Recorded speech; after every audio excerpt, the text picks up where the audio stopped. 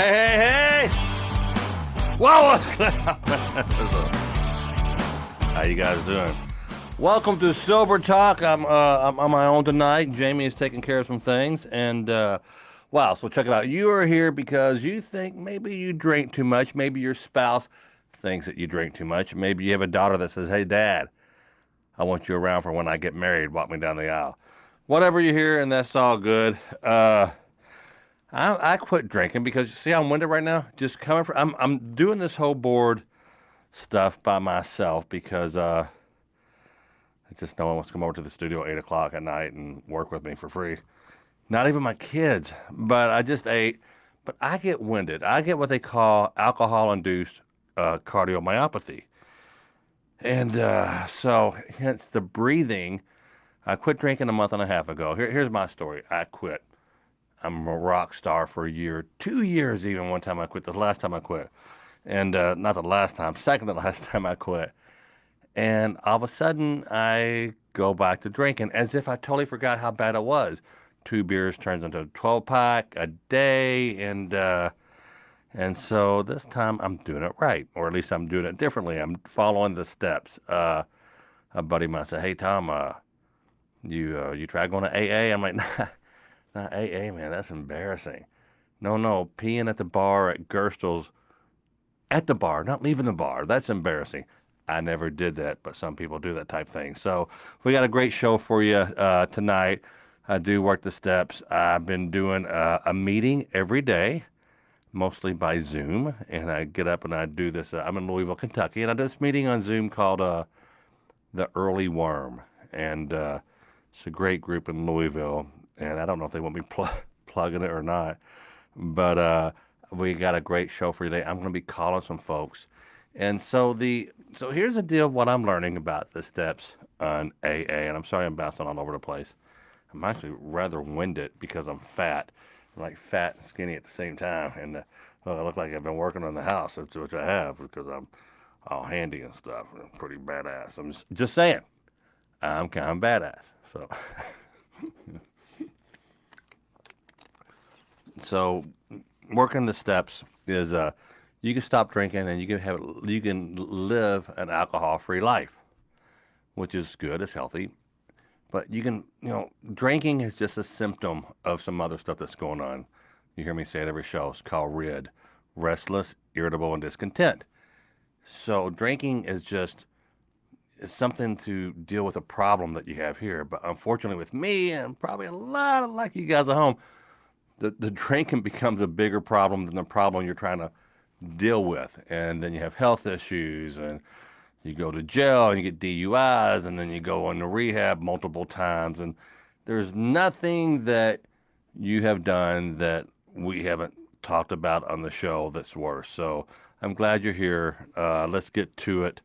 I'm trying to deal with the things in my life that are the abandonment issues I had as a child. My dad ran off. Just all these, abandonment and trauma are two major things, kind of like the cause of any addiction. So, and you don't have to have abandonment or trauma in your life to have the addiction, but it is kind of common. So let's go to the phone and call a gentleman that I spoke with earlier, and his name is Dirk. Dirk, I'm calling you, brother, so I'll be ready to pick up. Oh, it is hot in here. Is it 6'4" hot in here, or is it just me? Hello. Hey, buddy, how are you? Good. How are you? Yep, I'm doing well. So it's Tom Mabe calling from Sober Talk here in Louisville, Kentucky. I've reached out to you on email because you made a couple comments on last night's show in the comment section that made me think, this guy's been to a meeting or two, and boy, I'm just learning. I'm trying to follow the straight and narrow. I'm trying to not be a stupid drunk, and I'm trying not to die. So tell me your story, Dirk. And you're in Wisconsin, I guess. I am in Wisconsin. Don't say Wisconsin in this office because they'll correct you really fast. Right. Basically, I was raised in a family of many kids. There were 8 of us, and Okay. my dad was an alcoholic. Mm-hmm. He was taught us young how to hide drinking. He would have a 12-pack in the refrigerator, drink, the 12-pack, send us to the store to get another 12-pack. Then when Mom got home, he only drank 2 out of the new 12-pack. Said, "Look, I only had 2 beers." Ah, that guy's my hero. I know that trick. That's a good one. So, I would actually take the beer out of the old duels and put real beer in it. That's when you're right. hashtag winning right there. All right, go ahead. So we were taught real young on how to cover it up. That's awesome. And the drinking becomes, in the beginning, it's one of those casual things. We're going to go out on Wednesdays because we have darts. We're going to go out on the weekends because everybody does. And then at some point, you start to lose control of the Right. drinking, and then it starts to control you.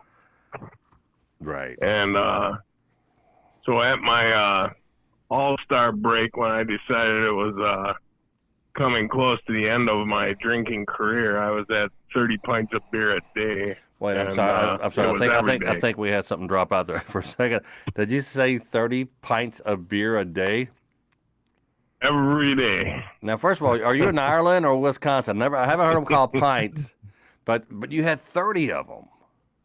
30. 30 16-ounce tap beers a day. Wow. So how did that Yeah. work? How did that play out for you? Well, it played out great until, you learn to drive without looking out the windshield. You watch in the rearview mirror. So after a couple of OWIs and a few court-mandated outpatients, I would leave the outpatient meeting and head to the local pub. I had one of my favorite spots, which was only 4 blocks away from the outpatient meeting. So you would leave like a 6 or 7 day outpatient detox. Now, were you in house? Were you at the hospital? Did you have to stay there to detox, or were you just going back and forth? The first few attempts at sobriety were outpatient. I just went one-on-one counseling. Those were the first few attempts that Okay. I failed miserably at. Yeah, me too. And then the final rehab came. My daughter was 17 years old at the time. Okay. She actually had to come to the bar to see me. Sat down to talk to me at the bar and said to me, "Dad, I'm pregnant." I said, "Oh." I basically said, if you had a sore on your leg, I could put a Band-Aid on it. This is something I can't fix. Right. Right. 17-year-old. 17-year-old. She looked at me and said, "Well, you better enjoy this grandchild." And I looked at her. I said, "Why would you say that? You gonna learn from it and wait until you're older to have another one?" She said, "No, you'll never live to see another one." So she said that And if you have your volume on your Facebook up, go and turn that down because I'm getting a little bit of echo here. But so your daughter told you that she came to the bar where you were. She's 17. She says, "Dad, I am pregnant," and and but this is going to be the only grandchild that you ever see because you're not going to live to see the next one because you're a drunk. this is a drug. Yes. Yep. That's how. Well, let me tell you. By that time, no driver's license. So I worked. I'd say about a college student level job. So I could walk to the bar, which was nearby me. And then I would go from work to the bar, sit at the bar from 3 o'clock in the afternoon until 9 o'clock at night, go home, go to bed, and start it all over again So let me ask you this. the next day. So we know that you would drink every day. You drink 30 beers a day. How did you finally stop, and how hard was it? Because I mean, people are watching. Everybody wants to quit. We say, "Hey, we're going to quit for a month," and 2 days into that quit, well, no, something good happens, and we drank, or something bad happens, we have to drink. We're always going to find an excuse to drink. And how did you How did you finally, after years and years? I want to know how long have you been sober, and how did you what helped you stop? How did you do that? October 31st, I will be sober 13 years. Mm. Um, Congrats, brother. That's great. I, I'll tell you, it's a commitment. It truly is a commitment. It's a paradigm shift to your life. What you'll learn is that all the people that you sat and drank with, Mm-hmm. and you were with every day of your life, you knew absolutely nothing about them. So you have to change the surroundings, change the people you're with, Right. and make a commitment. As you said, there's many excuses for drinking. It's a lot easier to stay drunk than it is to stay sober. Yeah. Are you hearing that echo, guys? That is, I don't. Let me hang up and call you right back, Dirk. Let me see if I get a better reception this time. Okay? Okay, Are you there now? You will hang up. I am. All right. Let me hang up. I'll call you right back. All right. So we're talking to Dirk in Wisconsin. He's been sober for 13 years. His daughter, 17, came to the bar he was at. She said, "Hey, I'm pregnant," and you're probably not going to live to see the grandkid because you're drinking so much. So he was in the process of telling us how he quit. So let's see how he let's get him back on the phone. See, we have a little less echo in our call here. Hello again. Check one. Ah, daggone it. Now, do you have something going on your end? Is your volume up on your computer or anything? Nope. It's just must be something here. Although it's not bad now. All right, so tell me how you stopped drinking, Dirk. What happened is after my daughter had said that to me, every morning when I brushed my teeth, it was like the mirror was talking back to me and saying, "You better do something." So for 2 weeks, I would call every morning and talk to this nurse at one of the local. They had an inpatient rehab center at one of the local hospitals. So what? So She would. what did you say to her? What would you just call? Hey, man, I'm thinking about doing it. You know, I really don't need it or anything. Right. So you called her for I'm gonna 2 come weeks. in. I tell her I'll be there on Saturday. Saturday, huh? We don't do check-ins on Saturday. So I call her the next day. Okay, well, I'll be there Tuesday. Well, okay, we'll see you Tuesday. Then I call her on Tuesday. I think I'm going to make it on next Saturday. But And, you were taking a step to actually call them this inpatient rehab and tell them that you were coming in, but never following through. right. That's awesome. And actively staying drunk every night while I'm doing this. And when I called her in the morning, I'm sure my blood alcohol level was still legally drunk. But she would, finally one day she said, "You're not coming on Saturday. You're coming on Thursday. Do you know what Thursday is?" I said, "Yeah, it's October 31st. That's right. Halloween. You'll be here on Halloween." She passionately became Nurse Ballbuster, and I Nurse Ballbuster. Then you tell like if you don't show up here on the 31st, never call here again. Did I read that somewhere? Right, quit calling. Quit calling us. This is a prank call.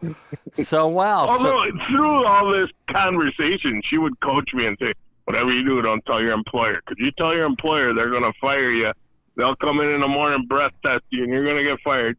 So she did coach me a little bit through it. Oh, well, that's good. That's good. I find that people want to help you. People want you to get sober. If you're really just thinking, all right, I mean, dude, I was going to bed like, at midnight, laying in bed, feeling like crap, just praying, saying, please, tomorrow let it be a day that I don't drink. I don't drink. And now I wake up feeling pretty good. And then for lunch, we go to, we always I make sure we pick a lunch place that's, you know what sounds good? Cold beer, be like BW3s or Buffalo Wild Wings or something, and it got to where that was a daily routine. And once I fallen off the wagon, once I got on the wagon, no problem staying stopped until I felt like I had it under control, which was every single time. So, but go ahead and continue there, Dirk.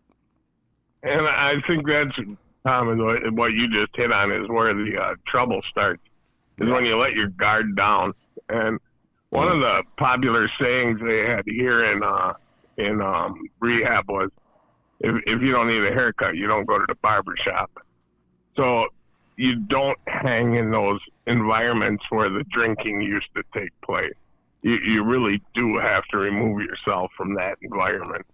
It's really funny when when I quit drinking here, I have a small staff, and I would we have a a pretty nice area here, and we have always beer and alcohol. But when I quit for 2 years, I remember one of our editors, producer here, and our my assistant Carrie and Kimmett, and I would go make them a drink like 3 o'clock. I said I'm having a god awful day. I would make them a drink, and they go, oh well, look at what a surprise! I didn't have any problems being around it, but once I started back up, boy, I was gangbusters. I was making a drink at 10 o'clock in the morning sometimes. That's just wow. I'm self-employed. I'm my own boss. I'm uh pretty stable where I don't, if I want to drink during the day I can. So I'm not doing that now, knock on wood. But go ahead, brother. It's amazing that you will start off right where you left off. They say it's progressive. Like, yeah. Yep. Yep. And one of the things that I live by is that you live a life where one drink is too many and a million's not enough. Isn't that crazy? So Yeah. so here's Douglas Bicante says he puts vodka in his water bottle. Jonathan Williams said I made it through the first step, but there was a homeless dude standing there that offered me a case of beer for a cheeseburger. I don't believe that. Jonathan, it's good to have a sense of humor, though. James Johnson wants me to call him, so I will call James Johnson here in a little bit.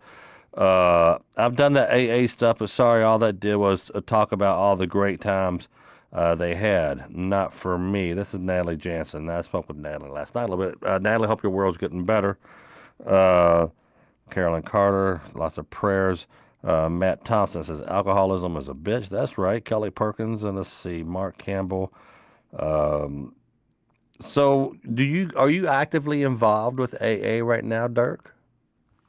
I'm not actively involved in AA. I haven't been for a few years, but I still have a lot of people that reach out to me. I certainly will go out and help anybody.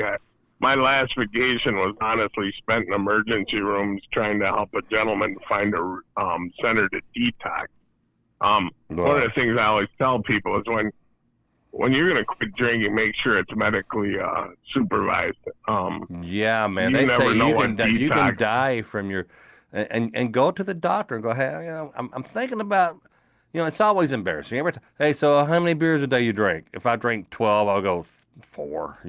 We always lie. It's amazing. Be brutally blunt with your primary care physician and go, hey, I want to quit. I don't think I'll have an issue with it.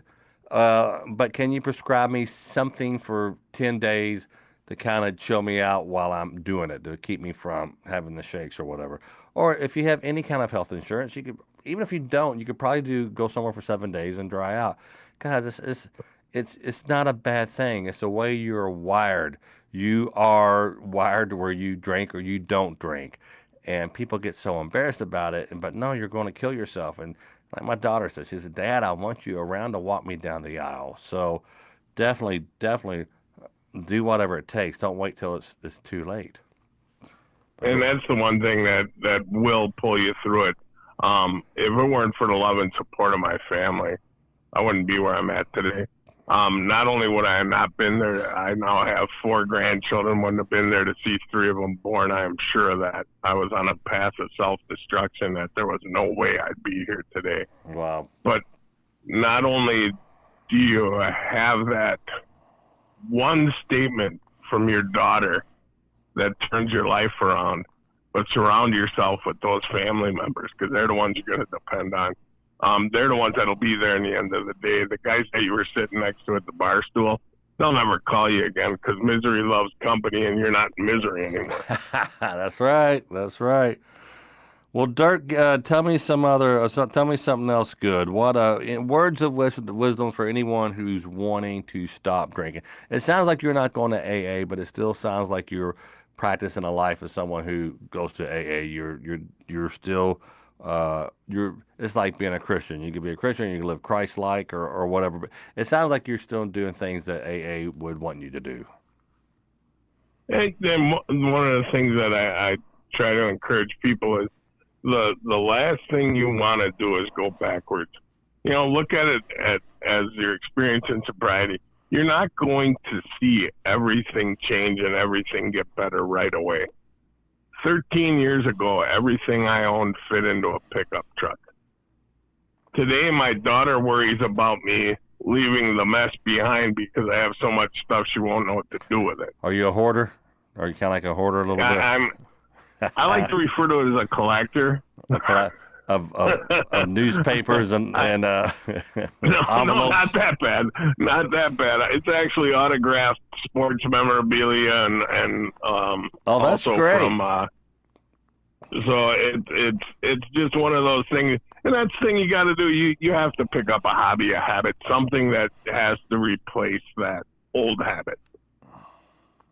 Okay. Well, look here. First of all, James Johnson, you need to send me your number again. I'm trying to read the comments on my phone, and they kind of just stop. I can only see the most recent 5 or 10 comments. Well, Dirk, thank you so much for talking with me. And anything else you want to add before you hang up? You've been sober for 13 years. October 31st. Your 14th year is coming up here on Halloween, correct? This will be my 13th on Halloween. Oh, this will be your 13th. Okay. Yes, and I think this type of a venue, especially in the world we're living in today with COVID and things, the virtual venues are really something that's going to help people through. I really enjoy it. I get up at 6. I'm sorry to interrupt. I get up at 6 a.m. I have my coffee and I get ready. And I go to this Zoom meeting, and I figured out how to hide my name today, or I just put Tom M instead of Tom Mabe, and I don't have to put my picture up there. I don't have to go live, but they know I'm there. And they go through.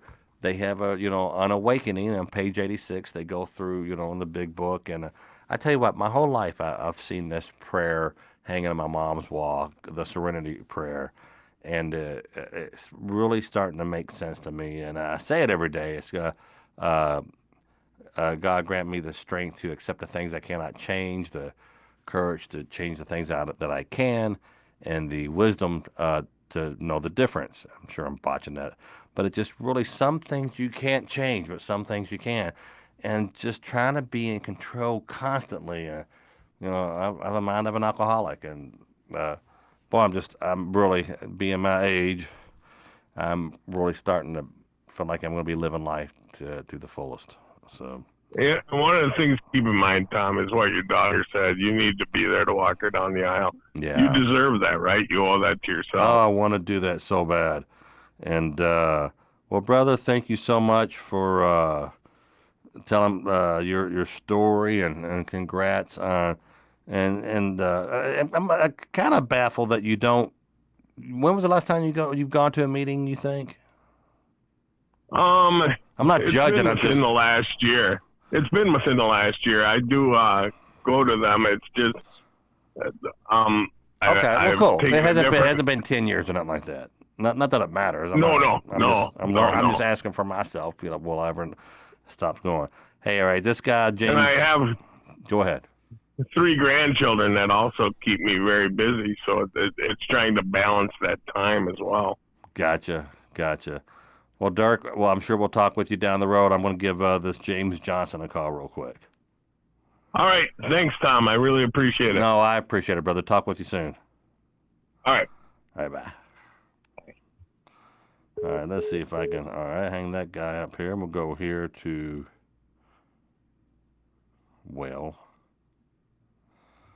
let me get a pencil here, guys. I'm sorry. This is I'm gonna give you a.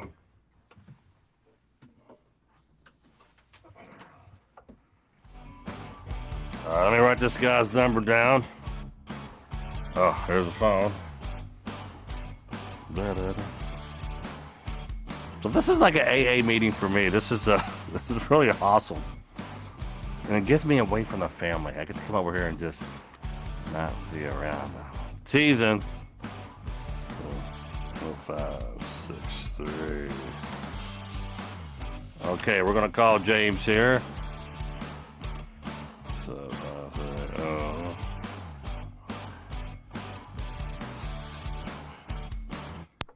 all right, here we go. Hopefully it's not weird or anything. You know these people, you call them up and they're all weird and stuff. James, he's going to answer. 530. Huh. No, he's deaf. That's what he is. Your call has been forwarded to an automatic voice message system. 530-510-0563 is not available. 0563. At the tone. Oh, you know what? I dialed the wrong number. 530 8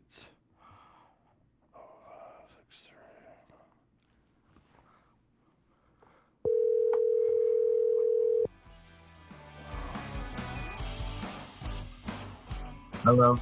Hey, buddy, how are you? I'm fine, Tom. You know, I'm not weird, nothing. You know what I mean? No, dude, come on, don't be weird on me, because I'm perfect. Hey, calm down. A little bit, huh? Nah, he's Slow so your tough. roll a little bit. So, hey, man, I'm no, in so that it's good to country. hear your voice, brother. How are you? Well, I'm fine. Yeah.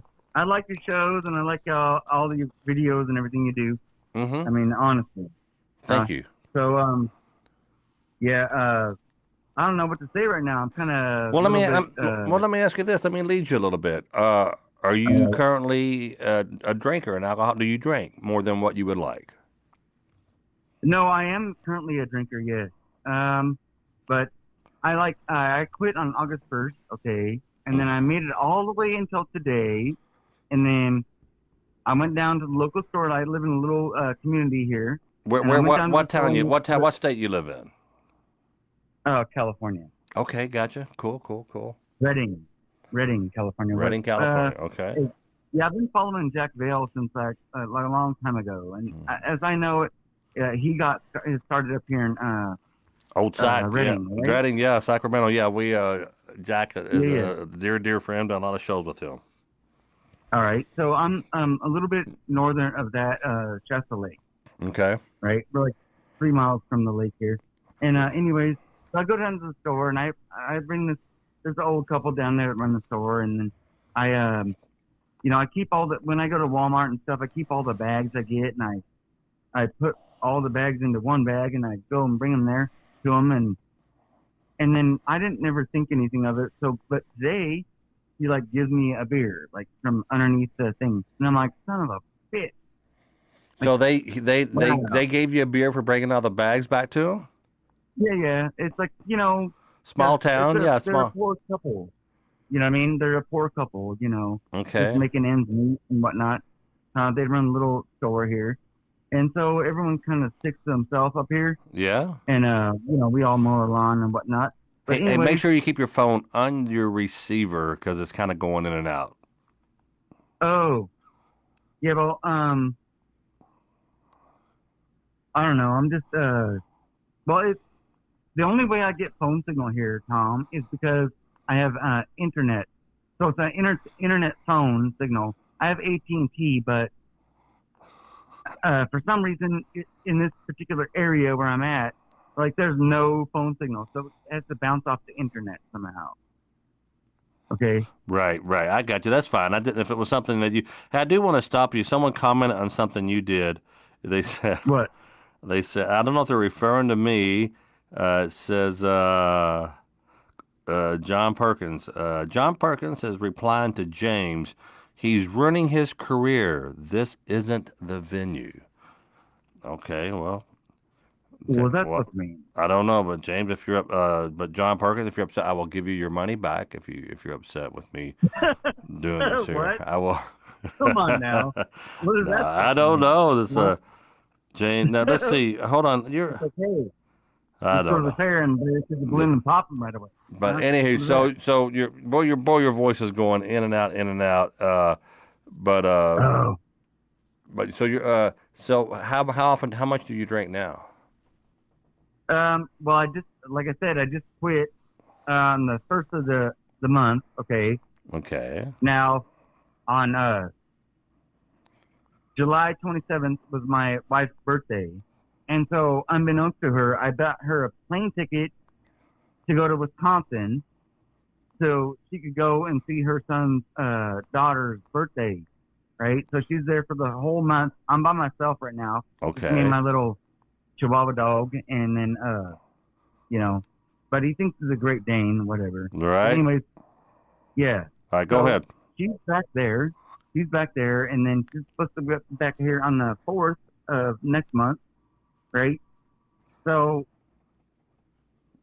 we just got like the stimulus checks and whatnot. Yeah, I just got her stimulus check. Like when okay. she was out there. Yeah, I just got it, and I'm like, wow, it's crazy. So, anyways, I went down there to the lady at the store, Right. right? Okay. And then she's like, oh, here, I got something special for you. I'm like, what the shit is this? I'm like, Yeah. I'm like, oh, yeah, hey, all right, I guess I'll take it. So that's my downfall. I just fell off the wagon. I've been sober since August 1st of this You month. had how many and days under your belt? You had like 20 days under your belt, and the lady I at the don't local know, store. man. Well, dude, I look, don't I'm know. gonna cut you short because I'm having such a hard time hearing you. But I want Oh, to hear wow. I want to hear more about your stuff and everything. But I love you, dude. Thanks for. Please try to cut back. You had 20 days. If you made it 6 days, I think that if you go 6 days, you get past that point of of chance of going into detox and hurting yourself. So, Hey, is this better now, Tom? that's a little better. But, Okay, I had it on speakerphone. well, yeah, that was It's a definitely a habit. problem. All right, well, let me ask It's you. a habit, All right, all speakerphone. right. Yeah. Well, I do need to wrap up anyway. But Yeah, that's did you ever fine. go to AA? Did you? Are you? Or do Yes, you? I did. How I went to you got to go to more than one meetings. I didn't care for a couple meetings that I had gone to. Did you Okay, find one well, that you check this liked? out. All right, go ahead. Okay, so I used to work for a very large garbage company. Okay. I don't want to name names, But but this is what I does did. it rhyme with eight management? Something like that. Yeah. All right. So I was the number one guy. Okay. Okay. So now this is what I did. Like it got so monotonous, you know what I mean? So this is what I would do is I would drink myself like every single day. Like I'm talking a fifth, like Johnson, like Lyndon Baines Johnson, like a fifth before I even show up to work, like right. And I would murder that route and did all that shit like nobody's joke, Okay. right? Okay. Yeah, I did that. Yeah, I did that. Wow. So, and then once I told everybody that I'd done that, then it became my ski hill. You know what I mean? Like I was up in the top of the mountain and all I saw was like white snow and then I'm like heading down now. Do you understand? Yeah. Kind of. Yeah. Yeah. Yeah. Well, that's what I Hey, did. I think that we just got some kind of thing going here where I'm not following you. The point is, are you going? Let me just ask you this before I let you go. Do you want to stop drinking a little bit, or do you want to, or are you okay with you drinking? I don't care. I'm not judging. No. I want to stop drinking. Okay. However, geez, I stopped. Like I've tried to stop so many times. Like, and I asked my boss, like at the company, I'm like, hey, I told him. I'm like, hey, and you know what? I was supposed to have all this credit built up. Like, oh, if I needed help, they were going to help me, right? Right. Turns out, yeah, no. It turns out it's not like that at all.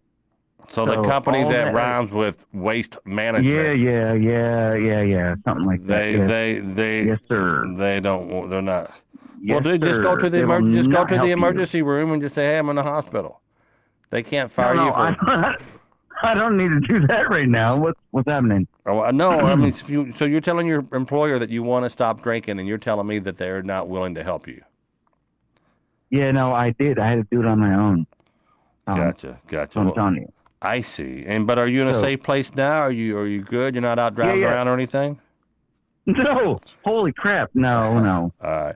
Well, hey, brother, I love you, man. Thanks for letting me call you, and thanks for putting your number out there.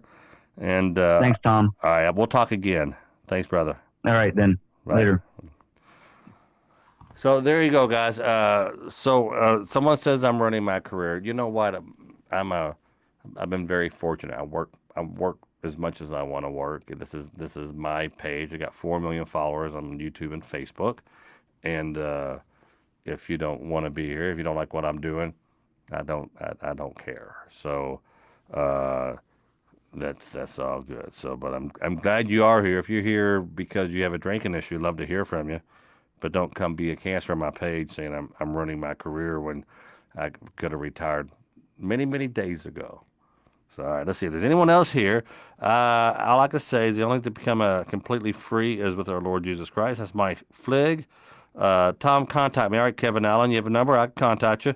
One of the best places to go to celebrate recovery is many churches across the United States. Guys, I love you. It's Friday night. Our crowd's a little light tonight. Please leave a comment on topics that you would like to talk about, and this really helps me. This is really good for me to get up here and talk with you. And keep on sending me the emails, tom@tommabe.com. I'll call you on the next show, taking Saturday, Sunday off, and should be back at this Monday. And all right, we'll love you, and we'll talk with you soon. All right, bye.